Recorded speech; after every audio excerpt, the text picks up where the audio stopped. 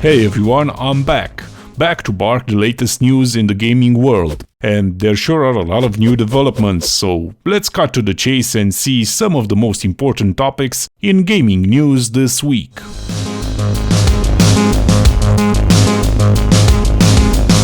Riot Games is getting closer to actually debuting with a full arsenal of games this year. After Legends of Runeterra open beta, Valorant is getting ready to roll out a closed beta on April 7th. It looks like after a mobile rivalry with Valve, Riot is getting ready to make some serious competition for Counter-Strike Global Offensive.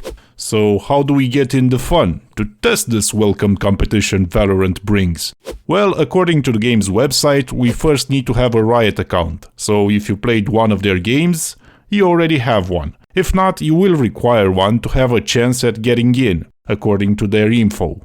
Second, you need a Twitch account, and you will need to link it with the Riot account. However, there are no details to how Riot will choose the lucky players.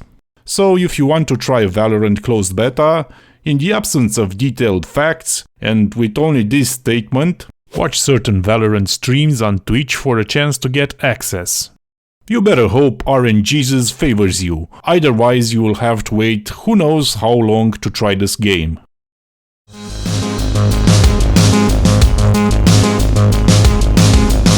Learn how to wield a weapon, be a champion in tournaments, then jump into your saddles and wage war on all whom stand in your path to glory, as Mount & Blade 2 is now available in early access. It sure looks like Mount & Blade 2 stormed its way to success this week. The game quickly became one of Steam's most played titles of the year. The success is also reflected on Twitch streams, who made Bannerlord one of the main topics on Amazon's live stream platform.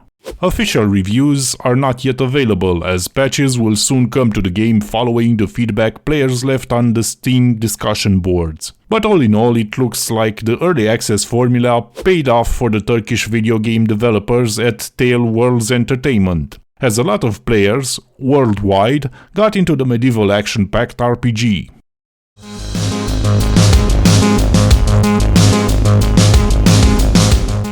The irony of playing a game about a pandemic while being in a pandemic just became a trend on April 3rd, as the remake of Resident Evil 3 was launched by Capcom. So back to the T-virus infested zombies that roam the streets of Raccoon City, but with better graphics, where it looks like Capcom did a decent job at remaking a 2020 gameplay experience from the old survival horror recipes.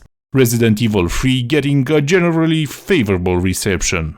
Metacritic shows the almost good results the game got. Despite the mediocre user score, a lot of players took to this refurbished digital pandemic challenge, the game quickly becoming a trending section on Twitch and getting a lot of content generated on YouTube.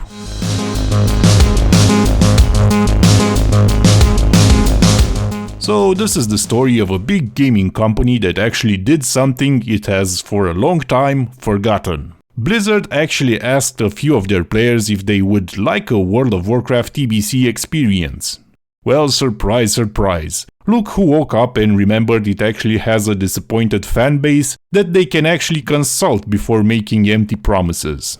Leaving the broken promises issue aside, it's probably safe to say that after last year's World of Warcraft Classic's success story, Blizzard is seriously considering the next big step, which is the Burning Crusades. So yet again, Blizzard will most probably capitalize on their former glory. But now some of the players registered on Battle.net got a chance to at least give some feedback. The actual survey had two sections. The first one asking how interested are the players for a Burning Crusade expansion. I'll probably go on a wild guess that many players pressed one of these two buttons. The second section asks the players how they prefer to start in the Burning Crusades. And here Blizzard gives 5 options. First option means that the server you currently have a classic World of Warcraft character will become a Burning Crusade server. And if you want, you can transfer back to a new classic server afterwards. The second option is basically the reverse of the first one. So the servers that your hero is on will remain classic servers, but you will have the option to transfer to a Burning Crusade server. Third and fourth option are either you want to start on a new Burning Crusade server with level 58 or level 1. And the last option probably sends Blizzard the message that they should come up with other solutions. Players' choices will probably vary a lot on this part of the survey, but just as a subjective opinion, the first one or the none of the above option makes a lot more sense to me. But just as a curiosity, tell us what you think on this matter in our comment section.